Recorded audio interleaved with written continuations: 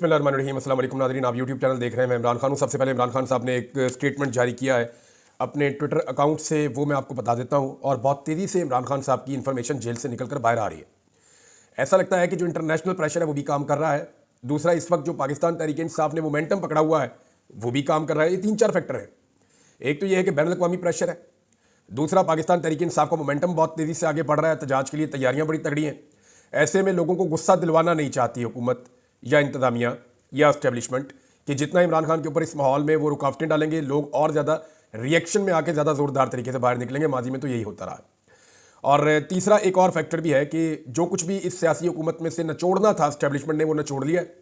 और लगता है ऐसे है कि इनसे अब एस्टेब्लिशमेंट तंग आ गई है और वो इनके बिहाफ पे मजीद अवाम के साथ अपने ताल्लुकात ख़राब करने के मूड में नहीं है कि और जंग ना लड़ी जाए। ये मैं आपको ये कह रहा हूँ, ये पॉसिबिलिटीज़ हैं और ये सोच मुख्तलिफ जगह पे मौजूद है, लेकिन ये हतमी नहीं है। मैं आपको ये बता रहा हूँ। उसकी वजह यह है कि जो टॉप के लोग हैं वो अभी भी इमरान खान को अपने लिए सबसे बड़ा खतरा समझते हैं, इमरान खान को अपना सबसे बड़ा दुश्मन समझते हैं और उन्हें यह लगता है कि इमरान खान ही हमारा इक़्तिदार हमेशा के लिए ख़त्म कर देगा। लिहाजा इमरान खान के साथ उनका चलना तकरीबन नामुमकिन नजर आता है फिलहाल तक के लिए। अब इमरान खान साहब का जो स्टेटमेंट है वो एक और बाहर आया और ये अपने ट्विटर के ऊपर इमरान खान साहब लिखते हैं। उनका जो ऑफिशियल ट्विटर हैंडल है उसके ऊपर उनका स्टेटमेंट उनकी पार्टी ने चलाया। उन्होंने कहा, स्टेट पे हमारे 3 मुतालबात हैं। 26वीं आईनी तरमीम का खात्मा और आइन की बहाली। नंबर 2, मैंडेट की वापसी। तमाम बेगुनाह सियासी कैदियों की रिहाई। 24 नवंबर का एहतजाज ना मुअख्खर होगा ना मुअत्तल होगा। आज अली अमीन गंडापुर और बैरिस्टर गौहर ने एहतजाज की तैयारियों पर ब्रीफिंग दी। मैं अपने पार्टी अहदेदारान, मेंबरान असम्बली, टिकट होल्डर्स, वर्कर्स और सपोर्टर्स को यह हदायत करता हूँ कि एहतजाज की जामे मनसूबाबंदी करें और अपने हल्के और इलाके के लोगों को इसके हवाले से मुकम्मल आगाही देकर एक भरपूर लेकिन पुरअमन एहतजाज के लिए तैयार करें। हम मुल्क की खातिर हमेशा मुज़ाकरात के लिए तैयार रहेंगे। जिस दिन एहतजाज की कॉल दी थी उसी दिन लीडरशिप की कमेटी भी तश्कील दी थी कि मुज़ाकरात जब भी करने हो, जिसने करने हो, हैंडलर्स जिस किसी को भी आगे करें, उनसे हमारी लीडरशिप कमेटी मुज़ाकरात करेगी, लेकिन 3 मुतालबात के मुताबिक मुज़ाकरात करेगी। और 3 मुतालबात इमरान खान साहब ने बताए। 26वीं तरमीम आपको वापस करनी पड़ेगी, मैंडेट वापस देना पड़ेगा और बेगुनाह कैदियों को रिहा करना पड़ेगा। अगर मसाइल मुज़ाकरात से हल होते हैं तो इससे अच्छी मुल्क में कोई और बात नहीं हो सकती। मुल्क में कई दहाइयों के बाद ज़बरदस्त इलेक्शन हुए हैं, नज़रियाती सियासत वापस आई है। 1985 में गैर जमाती इंतखाबात करा के ज़िया-उल-हक ने तबाही की थी। वो पहले वाली बातें रिपीट हो रही हैं जो पिछले वीलॉग मैंने आपको बताई थी। लेकिन इमरान खान साहब ने एक चीज़ और है, एक और बड़ी खबर है, और वो बड़ी खबर यह है कि इमरान खान साहब ने जुमेरात तक का टाइम दे दिया है। यानी जुमेरात को फाइनल टाइम दिया है इमरान खान साहब ने कि जुमेरात तक का टाइम है इस हुकूमत के पास। अगर वो चोरीशुदा मैंडेट वापस करती है तो ठीक है, और अगर चोरीशुदा मैंडेट वापस नहीं किया जाता तो फिर जुमेरात की डेडलाइन है, उसके बाद हम फिर अपनी एहतजाज की कॉल वापस नहीं लेंगे। ये इन्फॉर्मेशन जो है इमरान खान की बहन ने आके बाहर दी है और अब ये बात जो है वो इमरान खान साहब के ट्विटर हैंडल से भी चल रही है। यानी आज जब आप वीलॉग सुन रहे हैं तो बुध का दिन है और आज एक बहुत इंपॉर्टेंट दिन है। एक तो यह है कि आज का दिन और कल का दिन हुकूमत के पास है। यानी जुमेरात की रात तक हुकूमत ने फैसला करना है, या जो फैसला करने वाले उन्होंने फैसला करना है कि ये मैंडेट जो चोरीशुदा मैंडेट है ये मैंडेट यहीं पे रहेगा या जिनका मैंडेट है उनको वापस किया जाएगा। वापस करते हैं तो सिचुएशन कोई और भी, नहीं करते तो एहतजाज होगा। एहतजाज को कैसे रोकना है ये अब रियासत तय कर ले कि उन्होंने कितनी लड़ाई और लड़नी है। लेकिन यहाँ पे एक खबर और है और वो खबर भी बहुत इंपॉर्टेंट है। जो इजाज़त मांगी है ना मुज़ाकरात के लिए एस्टेब्लिशमेंट से, वो अली अमीन गंडापुर साहब ने मांगी है। और मेरी इत्तला के मुताबिक पाकिस्तान तहरीक इंसाफ की सीनियर क़यादत को एस्टेब्लिशमेंट ने टच किया और वो उन्हें कह रही है कि जी बैठ के बात कर लेते हैं, आप अभी इस एहतजाज को मुअख्खर कर दें। लेकिन इमरान खान के साथ ऐसा धोखा कई दफ़ा हुआ है। कई मरतबा इमरान खान साहब को कहा गया कि ये वाला एहतजाज आप मुअख्खर करें, हम बैठ के बात करते हैं और आपको इलेक्शन मिल जाएंगे। लेकिन बार बार उनको माजी में धोखा दिया गया और धोखा उनको हर दफ़ा एस्टेब्लिशमेंट ने दिया। अब इमरान खान साहब सॉलिड बात के ऊपर ही बात सुनेंगे कि जनाब अगर आप कहते हैं कि ये अभी हो जाता है, आप अनाउंसमेंट करें तो उसके बाद फिर हम एहतजाज नहीं करते और हमारे मुतालबात जो है वो तस्लीम कर लिए जाएँ। अब क्या मुतालबात तस्लीम होते हैं या मुतालबात तस्लीम नहीं होते वो एक अलग चीज़ है, लेकिन जो मुतालबात हैं उनको लेकर के हुकूमत किसी भी किस्म के मुज़ाकरात से भाग गई है। उसकी वजह समझे ना, मैं आपको कई दिनों से कह रहा हूँ कि ये मुतालबात हुकूमत के लिए काबिल फ़हम ही नहीं है। वो इनके ऊपर बात ही नहीं कर सकती हुकूमत। वजह यह कि उनके पल्ले ही कख नहीं बचता। यानी नवाज शरीफ के बारे में ये मिसाल है, वो खुद देते थे कि पल्ले नहीं तेला ते कर दी मेला मेला। यही हालत अब मियाँ साहब का है। मियाँ साहब ने अपनी इज्जत पर बात करवा ली, अपनी सियासत पर बात करवा ली और हर चीज़ की तबाही फिरवाने के बाद बाकी उन्होंने क्या लिया, अपनी बेटी के लिए वजारत आला ले ली और भाई के लिए वजारत उज़्मा ले ली। इक़्तिदार के बदले में उन्होंने अपना सब कुछ कुर्बान कर दिया। मियाँ साहब ने इज्जत कुर्बान कर दी, अपनी इतनी बड़ी सियासत उन्होंने तबाह कर दी। पूरी दुनिया के अंदर अपनी इज्जत का जो है वो जनाजा निकाला मियाँ साहब ने। कोई ऐसा मुल्क नहीं है दुनिया में जहाँ पे मियाँ साहब जाएँ और आज़ादी के साथ अकेले फिरें। पाकिस्तान में भी नहीं फिर सकते अकेले। लोग इनको छोड़ेंगे ही नहीं, पाकिस्तानी इनको निशानेबाज बनाते हैं हर जगह पे। तो मियां नवाज शरीफ साहब ने इतनी बड़ी कुर्बानी देकर इक़्तिदार हासिल किया, तो अब इक़्तिदार छोड़ देंगे वो सिर्फ इसलिए कि इमरान खान के साथ मुज़ाकरात करने हैं या मुल्क को आगे लेकर जाना है, तो मुल्क की तो इनको फिक्र ही नहीं है। दूसरा, अगर ये कैदी बाहर आ जाते हैं तो मियां साहब की सियासत वैसे ही खत्म हो जाती है। और तीसरी एक चीज़ और है, 26वीं आईनी तरमीम खत्म होती है तो फिर पाकिस्तान की एस्टैब्लिशमेंट और इस हुकूमत के हाथ से गेम निकल जाएगी, फिर अदलिया भी इनके कंट्रोल से निकल जाएगी, बाकी दो काम खुद ही हो जाएंगे। तो ये हुकूमत के लिए मानना मुमकिन नहीं है। अब उसमें जो स्टेटमेंट है वो दिया है इरफान सिद्दीकी साहब ने, नवाज शरीफ साहब के बहुत करीबी हैं, सेनेटर हैं नून लीग के। उन्होंने कहा जी कि पीटीआई के मुतालबात ख्याली गुब्बारे हैं, इन पर हुकूमत किसी तरह के मुज़ाकरात नहीं कर रही। यानी इरफान सिद्दीकी साहब को पता है कि ये जाली मैंडेट है, उन्हें पता है कि 26वीं आईनी तरमीम गलत है, उन्हें पता है कि जो सियासतदान जिनको भी अंदर किया हुआ है ये सब सियासी नौयत के मुकदमात हैं, झूठे मुकदमात हैं। लेकिन इसके बावजूद वो टस से मस नहीं हो रहे उम्र के इस हिस्से में भी। उन्हें लगता है कि ये मुतालबात अगर मान लिए तो ये तो नून लीग की सियासत ही खत्म हो जाएगी। और वाकई फिर नून लीग जो पहले मुज़ाकरात की भीख मांगती थी, बार बार कहती थी आई जी हमारे साथ बैठकर मुज़ाकरात करें, अब तो इमरान खान ने ओपन ऑफर दे दी है कि एस्टैब्लिशमेंट जिसको मर्जी आगे करे, बैठ के बात करें। तो हमारी तरफ से ओपन ऑफर है, लेकिन हमारा जो मुतालबात है उनको आप तस्लीम करें और किसी मनतकी अंजाम तक पहुंचे। ये नहीं हो सकता कि आप मुज़ाकरात ही सिर्फ करते रहेंगे। पाकिस्तान में एक और आवाज़ भी आजकल लगाई जा रही है नाज़रीन, और वो आवाज़ लग रही है कौमी हुकूमत की। ये कौमी हुकूमत की आवाज़ क्यों लगाई जा रही है? ये चंद सहाफ़ियों की जानिब से सोचा छोड़ा नहीं गया, छुड़वाया गया है। अब हो ये रहा है कि इस हुकूमत का बोझ उठा उठा के एस्टैब्लिशमेंट थक गई है, और पाकिस्तान पीपल्स पार्टी ने भी पीएमएलएन को आंखें दिखाना शुरू कर दी हैं, और पीएमएलएन को जो है वो उन्होंने बदतमीज़ी शुरू कर दी है, पीएमएलएन की बेइज्जती शुरू कर दी है। यानी वो बेइज्जती जो पीएमएलएन की पाकिस्तानी आवाम करती थी, वो बेइज्जती अब पाकिस्तान पीपल्स पार्टी ने भी करना शुरू कर दी है। लेकिन पीपल्स पार्टी के वोटों से ही पीएमएलएन इक़्तिदार में बैठी हुई है। अब ऐसा लगता है कि एस्टैब्लिशमेंट इस बोझ को उतार के कोई और फार्मूला लेकर आना चाहती है। देखिए, नून लीग को ये तो सूट कर जाएगा कि एक कौमी हुकूमत बन जाए, यानी मिली जुली सी एक सरकार बना दे, इलेक्शन ना करवाएं, क्योंकि इलेक्शन हो गया तो इमरान खान इक़्तिदार में आ जाएगा, वो इनको सूट नहीं करता। कोई और हुकूमत बन गई तो नून लीग के दो फायदे हो जाएंगे। नंबर एक, इमरान खान इक़्तिदार में नहीं आएगा, ये बच जाएंगे इमरान खान से। नंबर दो, जो हुकूमत बनेगी ये सारा मलबा उस पर डाल देंगे कि हम तो चला रहे थे, हम तो अच्छा कर रहे थे, ये हुकूमत बन गई, इन्होंने बेड़ा गर्क कर दिया। लेकिन इस सूरत हाल में जो सबसे बड़ा लूजर होगा वो पाकिस्तान की एस्टैब्लिशमेंट होगी। ये सारा मलबा पाकिस्तान की मिलिट्री एस्टैब्लिशमेंट पे गिर जाएगा, और पूरा पाकिस्तान और सारे ओवरसीज पाकिस्तानी ये कहना शुरू हो जाएंगे कि ये जितना इकॉनमी का बेड़ा गर्क हुआ और ये सारा कुछ जो किया है, ये एक्चुअली जिम्मेदारान यही लोग थे, पाकिस्तान की एस्टैब्लिशमेंट थी। और नून लीग भी अपनी जान छुड़ा लेगी। तो क्या एस्टैब्लिशमेंट इतना बड़ा रिस्क ले सकती है? मुझे नहीं लगता इस वक्त वो इतना बड़ा रिस्क ले सकती है। ख्वाजा आसिफ साहब के जिस तरह के स्टेटमेंट्स आ रहे हैं, उन स्टेटमेंट्स को अगर आप देखें तो समझ आ जाती है कि ये कितना परेशान है पॉलिटिकल पार्टी। ख्वाजा साहब ने क्या कुछ कहा, जरा ये आप देखें। एक तो ख्वाजा साहब कह रहे हैं जी कि हमारा वोट को इज्जत दो वाला नारा कंप्रोमाइज़ नहीं हुआ, मैं असेंबली का मेंबर भी हूँ और वजीर भी बनाऊँ, ये वोट को इज्जत दो है जिसकी वजह से मुझे इज्जत मिली हुई है। नहीं ख्वाजा साहब, नहीं, ये बूट को इज्जत दो है। आपने सिर्फ वोट को बूट से तब्दील करना है। ख्वाजा साहब का बयान मुकम्मल हो जाता है। वहाँ पे तो रेहाना डार इलेक्शन जीती थी, पूरा सियालकोट गवाही देता है, पूरा पाकिस्तान गवाही देता है, पूरी दुनिया गवाही देती है। ख्वाजा साहब, आपने वोट को नहीं बूट को इज्जत दी और फिर आप एमएनए बन गए। फिर आपने बूट को मजीद इज्जत दे के ज़्यादा चमकाया। फैसल वाडा के बकौल जितनी चमक है वो बुरश का नहीं, वो ज़बान का कमाल लगता है बकौल फैसल वाडा के। तो उसके बाद आपको जो है वो वजीर भी बना दिया गया।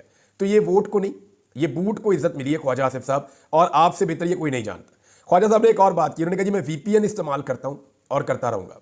देखिए, इस पर ना तारिक मतीन साहब ने बड़े मज़े की चीज़ लिखी। उन्होंने लफ्ज़ VPN को हटा के उसकी जगह पे बुरश लिख दिया कि मैं बुरश इस्तेमाल करता हूँ और करता रहूँगा। और वो किस काम के लिए किया जाता है बुरश? वो जूते पॉलिश करने के लिए बुरश इस्तेमाल किया जाता है। जैसा कि मरीम नवाज़ ने कहा था कि वो तरीका हमें अच्छे से आता है, उसमें सिर्फ जूते साफ़ करने पड़ते हैं, और जूते साफ़ करने में जो है वो महारत तो है। फिर जब इन्होंने साफ़ किए तो देखें कैसे चमक रहे हैं। फिर एक और बात ख्वाजा आसिफ साहब ने एक और एतराफ़ कर दिया कि फ़ौज हमारी मदद कर रही है, इसीलिए हाइब्रिड निज़ाम चल रहा है।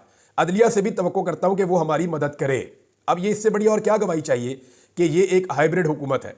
अच्छा, इसी पे ना एक स्टेटमेंट जावेद लतीफ़ साहब का है, वो बड़ा इंटरेस्टिंग है। जावेद लतीफ़ साहब जो है वो पता नहीं किसकी तरफ से खेल रहे होते हैं, लेकिन वो अक्सर जो है वो इदारों पे हमला कर देते हैं। और जावेद लतीफ़ और कैप्टन सफदर, ये दो ऐसे बंदे हैं जो खुल खुला के असल बात अक्सर सामने रख देते हैं। अब जावेद लतीफ़ साहब क्या कह रहे हैं, ज़रा उनका स्टेटमेंट आप सुने। आसिम मुनीर ना होते तो अब तक हम जेलों में होते। हम चीख चीख कर कह रहे हैं कि इलेक्शन हमने जीता नहीं, आसिम मुनीर की मेहरबानी से जितवाया गया है। यानी इसको अगर आप दूसरे एंगल से देखें तो कल को मियां जावेद लतीफ़ ने यह कहना है कि मैं पहले बता रहा था, आप बताएं वो कौन सा दिन है जब मैंने ये बात नहीं बताई कि हम तो इलेक्शन हार गए थे, हम तो इक़्तिदार में आना नहीं चाहते थे, आसिम मुनीर ने हमें ज़बरदस्ती जितवाया और जिता के लाके हमें लूली लंगड़ी हुकूमत दे के पाकिस्तान की इकॉनमी का भी बेड़ा गर्क कर दिया, हमारी सियासत का भी बेड़ा गर्क कर दिया। मियां जावेद लतीफ़ साहब ने ये बात एक दिन कहनी है, आप मेरे से लिख कर रख लें, और ये बात ऐसे ही होगी।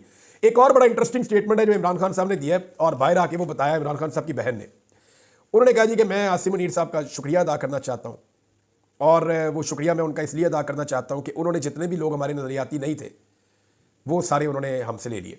यानी जो लोग पाकिस्तान तहरीक इंसाफ में नज़रियाती नहीं थे, खड़े नहीं हो सकते थे, वो आसिम मुनीर साहब का उन्होंने शुक्रिया अदा किया आर्मी चीफ का कि उनकी वजह से उनकी पार्टी से निकल गए और वो एस्टेब्लिशमेंट ने वहाँ पर ले लिए। अच्छा, कई लोगों को वापस इंडक्ट करने की भी कोशिश की जा रही है कि वापस आ जाए पाकिस्तान तहरीक इंसाफ में। कुछ लोगों के लिए बड़ी कोशिश हो रही है, लेकिन तहरीक इंसाफ अब उन्हें लेने के लिए तैयार नहीं है।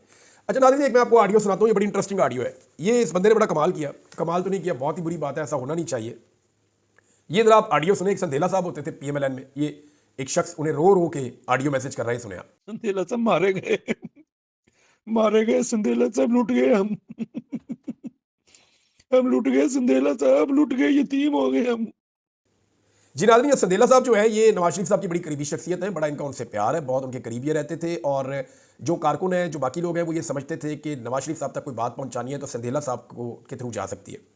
अब संदेला साहब ने जो है वो एक निजी महफिल में खाना खा रहे थे, उन्होंने उधर मरीम नवाज को गालियाँ निकाल दी और गंदी गालियाँ निकाल दी और बड़ी गंदी बातें उन्होंने की, वो किसी ने रिकॉर्ड करके सोशल मीडिया पर डाल दी।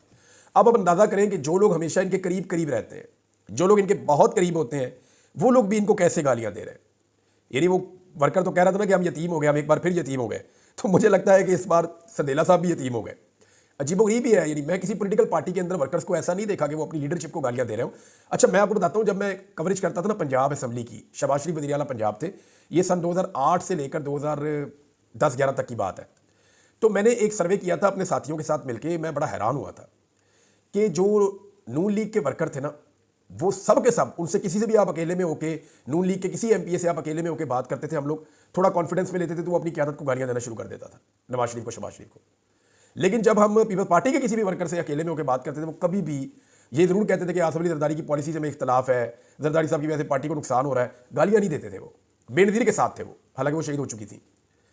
परवेज इलाही साहब की पार्टी की एक आपको अजीब बात बताता हूँ, उनकी पार्टी के अंदर से जो लोग उनको छोड़ के फॉरवर्ड ब्लॉक बना के चले गए थे ना, हमने उनसे भी पूछा तो उन्होंने परवेज इलाही को गालियां नहीं दी, किसी ने भी नहीं दी, बल्कि वो कहते थे परवेज इलाही बंदा बहुत अच्छा है, लेकिन सियासी नुक्ता नज़र से हमें सूट नहीं करता, हम उधर ही रहेंगे, हम अपना फॉरवर्ड ब्लॉक बना के अलग रहेंगे। तो ये मैंने खुद तजर्बा किया हुआ है कि PMLN के अंदर ऐसी कोई इनको बदवा है या पता नहीं क्या मसला है, इनके अपने लोग इन्हें बहुत गालियां देते हैं। उसकी सबसे बड़ी जो मुझे रीज़न लगती है वो ये कि झूठ बहुत बोलते हैं और लोगों का नुकसान बहुत करते हैं।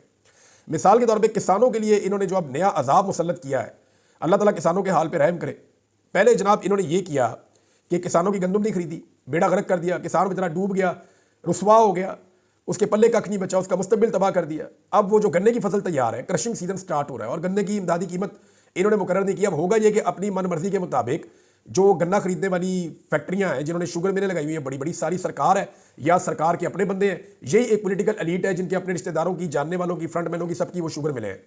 अब वो जो है वो साल में 2 महीने काम करते हैं, पूरा साल अयाशियां करते हैं, इतना ज़बरदस्त मुनाफा है शुगर मिल में, और ये गन्ने के जो काश्तकार हैं उनका इस्तेहसाल करते हैं। इमरान खान के दौरे हुकूमत में किसानों ने मुझे बताया कि पहली मरतबा ऐसे हुआ कि हमें हमारे गन्ने की प्रॉपर कीमत मिली थी, लेकिन अब हमें इस मरतबा तो बिल्कुल ही उम्मीद नहीं है कि मरियम नवाज ने किसानों को बिल्कुल तबाह करने का फैसला कर लिया। इखलाकी दिवालियापन का शिकार तो ये खानदान बहुत पहले से था। अब ये अमली तौर पर जो बरतानिया में दिवालियापन का शिकार हुआ है, उस पर शरीफ खानदान ने उठा के मलबा डाल दिया जुल्फ़िकार अली भुट्टो पे, फिर मलबा बाद में किसी और पे, मुशर्रफ पे डाल दिया, उसके बाद बाकी बचा कुचा मलबा डाल दिया साकिब निसार पे। भाई मेरा एक सादा सवाल है, आपसे किसने कितने पैसे रिकवर किए बताएं ना?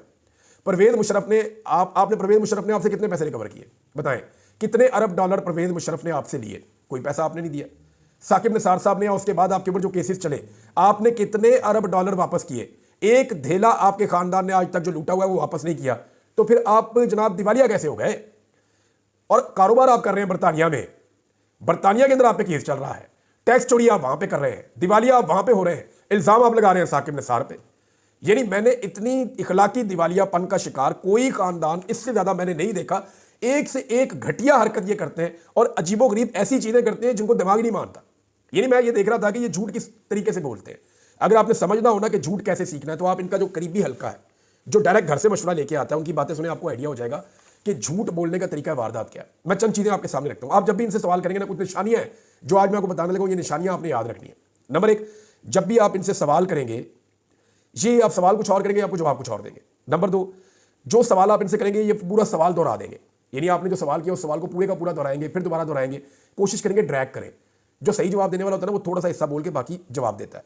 नंबर 3 ये करते हैं कि आप इनसे सवाल करेंगे, ये अपनी कुर्बानियां गिनवाना शुरू कर देंगे।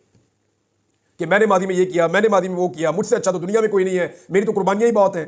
फिर आप इनसे सवाल करेंगे, इनको कुछ और नहीं समझ आएगी, ये आपके ऊपर ही हमला कर देंगे। जो सवाल करने वाला है उसके ऊपर जाती नौयत का अटैक कर देंगे, तुम तो पार्टी बन गए हो, तुम तो ये हो गए हो, तुम्हें तो मानते ही नहीं है, तुम तो साफ ही नहीं हो, ये उसके ऊपर अटैक कर देंगे। ये इनका वतीरा है, ये झूठे की निशानियां मैं आपको बता रहा हूं।